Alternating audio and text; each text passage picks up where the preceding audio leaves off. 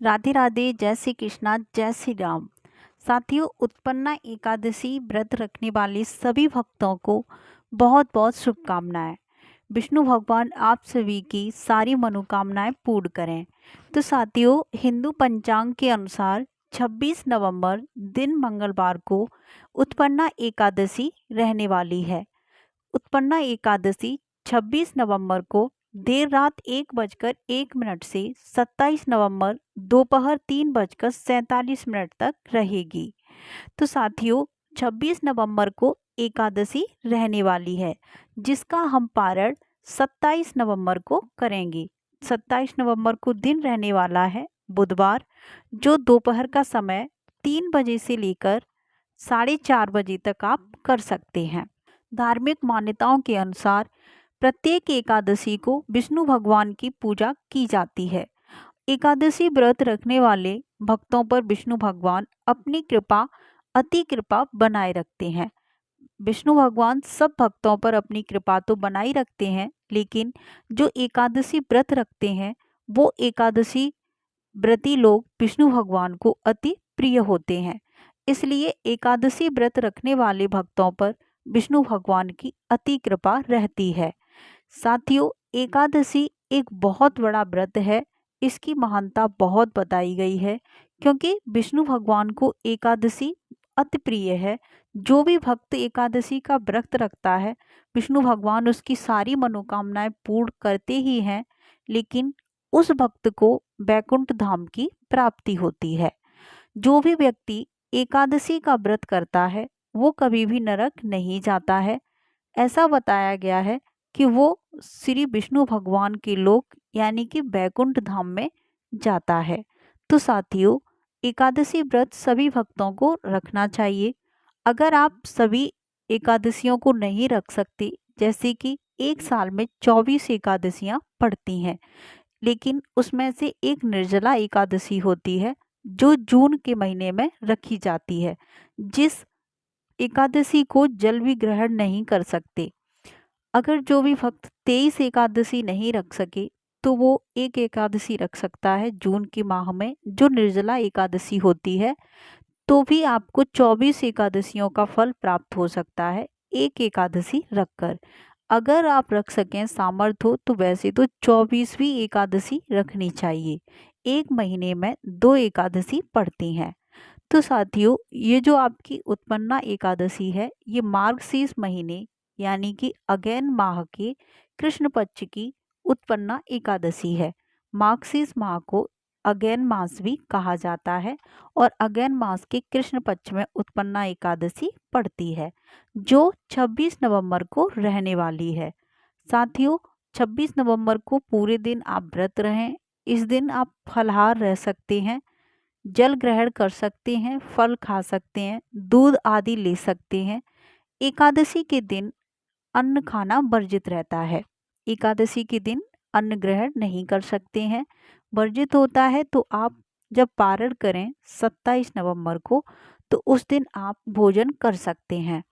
और जो भी लोग एकादशी का व्रत नहीं रखते हैं, तो उन लोगों को भी अन्न नहीं खाना चाहिए, ऐसा बताया गया है। लेकिन अगर आप अन्न खाते हैं तो उस अन्न में चावल वर्जित हैं। चावल को बिल्कुल भी नहीं खाना चाहिए एकादशी के दिन। लेकिन जो लोग एकादशी का व्रत रखते हैं या फिर व्रत नहीं रखते, तो उनको द्वादशी के दिन, यानी कि जो लोग एकादशी का व्रत रखते हैं, जब वो पारण करेंगे तो द्वादशी को पारण करेंगे, यानी कि 27 नवंबर को, तो उस दिन उन्हें चावल अवश्य ही खानी चाहिए। ऐसा विधान है धार्मिक ग्रंथों में कि एकादशी के दिन चावल नहीं खाए जाते हैं, क्योंकि जो पाप बैठा होता है वो चावलों में होता है। अगर आप एकादशी के दिन चावल ग्रहण करते हैं तो ऐसा बताया जाता है कि आपने पापों को खाया है। तो इसलिए एकादशी पर ध्यान रखें। कोई भी व्यक्ति जो व्रत रखे या फिर नहीं रखे, व्रत वाला व्यक्ति तो चावल वैसे भी ग्रहण नहीं कर सकता, क्योंकि उस दिन अन्न वर्जित होता है। जो भी लोग एकादशी का व्रत नहीं रख रहे हैं, तब भी वो एकादशी के दिन भूले से भी चावल ग्रहण न करें, क्योंकि हर मनुष्य अपने जीवन में वैसे तो पाप करता ही है, लेकिन बिना किए पाप को फालतू में न धारण करें। तो ध्यान रखें कि एकादशी के दिन चावल ग्रहण न करें। साथियों, अब बात करते हैं कि कैसे उत्पन्ना एकादशी के दिन श्री विष्णु भगवान की पूजा करें, क्या विधि है उनकी पूजा करने की। तो चलिए दोस्तों, वीडियो को अंत तक जरूर देखें। तो साथियों, आप जिस दिन व्रत रखें यानी कि 26 नवंबर को ब्रह्म मुहूर्त में सुबह जल्दी जागें, स्नान कर लें। हो सके तो आप किसी पवित्र नदी में करें, अगर पवित्र नदी न हो तो अपने घर के जल में गंगा जल को डालकर स्नान कर लें। स्नान करने के बाद सूर्य भगवान को अर्घ्य दें। अर्घ्य देने के बाद अगर हो सके तो पीले वस्त्र धारण करें, क्योंकि पीला वस्त्र विष्णु भगवान को अति प्रिय है। तो आप पीला वस्त्र धारण करें। जहां आपका मंदिर है, घर का मंदिर, उस जगह पर आप गंगा जल को छिड़क लें और एक चौकी लें जिस पर विष्णु भगवान को विराजमान कर लें। अगर आपके यहाँ पर विष्णु भगवान पहले से ही विराजमान है, मंदिर है, तो वहाँ पर सिर्फ गंगा जल को छिड़क कर अपनी पूजा शुरू करें। लेकिन अगर आपके घर पर मंदिर नहीं है या फिर मंदिर में विष्णु भगवान नहीं है तो आप विष्णु भगवान को एक चौकी पर विराजमान करें। साथियों, चौकी का बहुत बड़ा विधान है, शुभ मानी जाती है। वैसे आप किसी भी मंदिर में विराजमान कर सकते हैं, लेकिन उनका एक सिंहासन माना जाता है। आप कोई सी भी चौकी ले सकते हैं। तो चौकी पर एक पीला वस्त्र बिछाएं और उस पर विष्णु भगवान को विराजमान करें। एक थाली लें, उसमें कुमकुम, हल्दी, चंदन, अक्षत्र, विष्णु भगवान के लिए बनाया गया कोई भोग ले लें। कोई भी आप मिठाई ले सकते हैं, क्योंकि एकादशी के दिन ना ही हम अन्न ग्रहण कर सकते और ना ही श्री भगवान जी को अन्न का भोग लगा सकते हैं। इसलिए आप कोई मीठा प्रसाद लें, उस प्रसाद का विष्णु भगवान को भोग लगाएं। तो पहले आप विष्णु भगवान से प्रार्थना करें कि हे प्रभु, हमारे जीवन में, हमारे परिवार में सुख शांति प्रदान करें। अपने दीपक को प्रज्वलित करें, धूप बत्ती जलाएं। उसके बाद विष्णु भगवान को तिलक करें, अक्षत्र लगाएं यानी कि चावल लगाएं। अगर माँ लक्ष्मी जी साथ में हैं तो उनके आप कुमकुम से तिलक कर सकते हैं। उसके बाद में उनसे प्रार्थना करें अपने जीवन में सुख शांति के लिए। जो भी जाने अनजाने में पाप हुए हैं उनको नष्ट करने के लिए। पूजा पूरी करने के बाद फिर साथियों, विष्णु भगवान की अंत में जाकर आरती करें। आरती करने के बाद जो भी आपने विष्णु भगवान का भोग लिया था, आप उस भोग को अपने परिवार में आपस में बांट लें।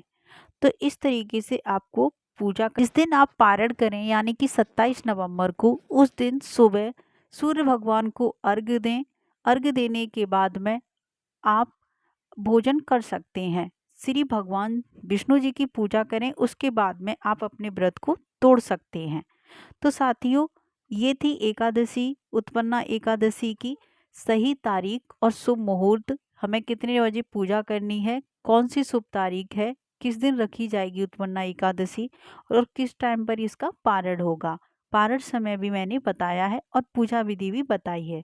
तो साथियों, वीडियो पसंद आए तो एक लाइक ज़रूर करें। चैनल पर पहली बार आए तो प्लीज़ चैनल को सब्सक्राइब कर लें, बेल आइकन को ऑन कर लें।